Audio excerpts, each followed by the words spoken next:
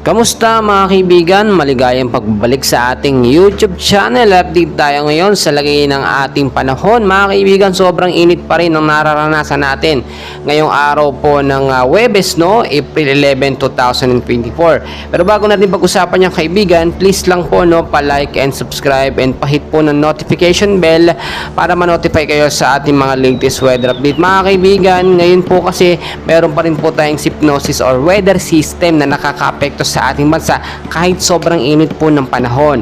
Meron pa rin po tayong binabantayan na easterlies or yung mainit na hangin galing sa karagatang Pasipiko.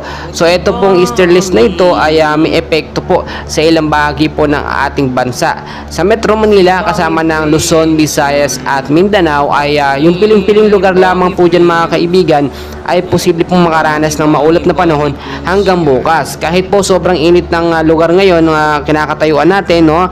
At may mga ibang lugar sa ating bansang Pilipinas na apektado po ng easterlies at nakakaranas po ng pag-uulan, no? Madalas yan tuwing hapon. So kahit majority ngayon sobrang init, nakita naman natin meron pa rin pong inuulan. So kung titignan nyo mga kaibigan, as of now, wala pa naman po tayong minabantayan na bagyo sa loob ng Philippine Area of Responsibility. Pero may mga monitor po tayo na kumpol ng kaulapan or mga cloud cluster sa labas po yan ng PAR na posible maging LPA kung ito po magbago, lumakas ang movement. Marami po sa atin mga kaibigan gusto po magkaroon ng pag-uulan or gustong umulan na dahil sobrang init po talaga ngayon. Yung heat index po minsan umaabot na po ng 40 degree, no? Sa sobrang init po. Ang iba nga sinasabi, nagbibigay ng pagbibiro, nakakapagluto daw sila sa labas sa sobrang init daw ng panahon. Kaya pinapaalala ko mga kaibigan, kung kayo pilalabas ng inyong mga bahay, ugaliin po magdala ng payong, no?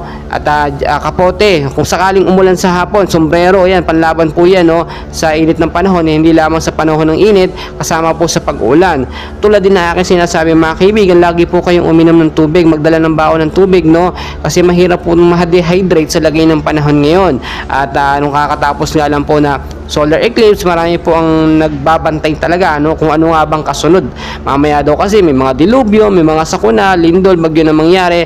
But salamat sa Diyos kasi wala naman po nangyari ngayon, normal naman po. Pero pinapaalala ko mas maganda nakahanda po tayo anumang oras, anumang panahon sa lagay ng ating weather update. Patuloy ko po kayong i-update, no, and please huwag kalimutan mag-like and subscribe.